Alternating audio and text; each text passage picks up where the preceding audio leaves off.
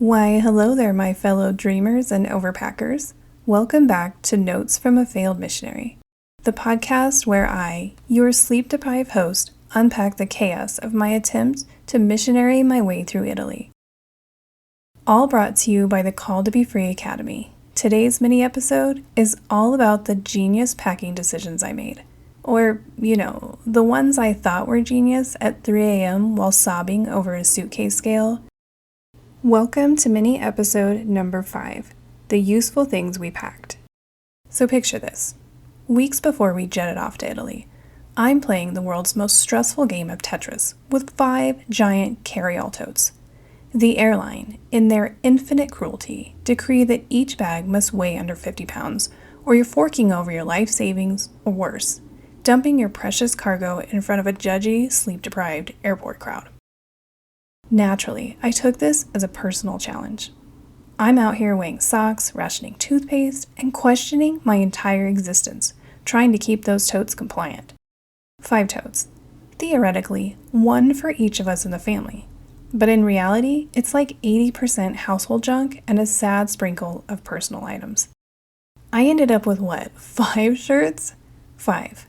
I'm basically a minimalist icon now. Fast forward to Italy, where I'm unpacking these totes like an archaeologist unearthing my own bad decisions. And what do I find? 23. Yeah, 23 boxes of herbal tea. Because apparently I thought Italy, the land of espresso and sophistication, was some sort of tealess wasteland. I vaguely recall someone probably smarter than me saying, "Hey, I think they have tea in Italy." But no. I was like, not my tea. Here's the kicker. I don't even really drink that much tea unless it's already made for me. I'm out here packing like I'm opening a tea shop in Tuscany, but in reality, I've been too lazy to boil the water for it. Why did I do this? Sleep deprivation. That's my defense, and I'm sticking to it. But the tea was just the start. I also packed an old white comforter that's seen better days. Like, it has more holes than fabric at this point. Why? I don't know. Maybe nostalgia? I guess I thought I'd snuggle up in Italy and reminisce about my days in Colorado in the cold winters. To make matters worse, within the first 2 weeks, that comforter was virtually unusable. My husband, as did we all, had a bout of severe fevers and sweated all over the comforter. We couldn't fit it in any washing machine that we could find in Italy, so we had to stuff it in plastic trash bags and store it until we repacked to come back to the States. Let's just say it wasn't white anymore. Then there's the Pampered Chef knife. A fancy knife, mind you, because I clearly planned to channel my inner Gordon Ramsay in a country famous for its cuisine. And towels. Plural. Not 1, not 2, but a whole stack. As if Italians don't have towels. Or maybe I was just concerned we wouldn't have enough money to buy all this other stuff. I think I was preparing for something similar to the toilet paper crisis of 2020, but this time it was a towel apocalypse. Oh, and let's not forget the PlayStation and the stack of DVDs, because nothing says missionary in Italy like binge gaming and watching Cars for the 47th time.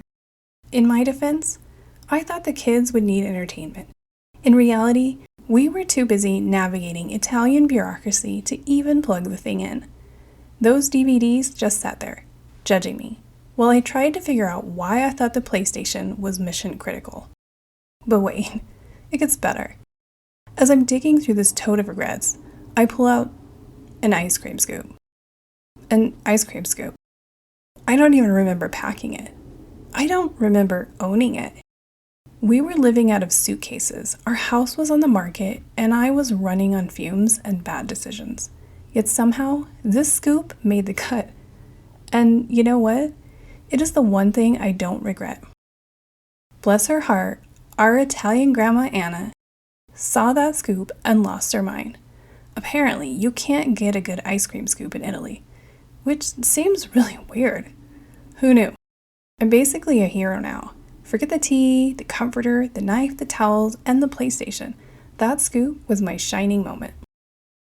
So what's the moral of this packing saga? Maybe it's that sleep deprivation turns you into a tea-hoarding, towel-obsessed lunatic.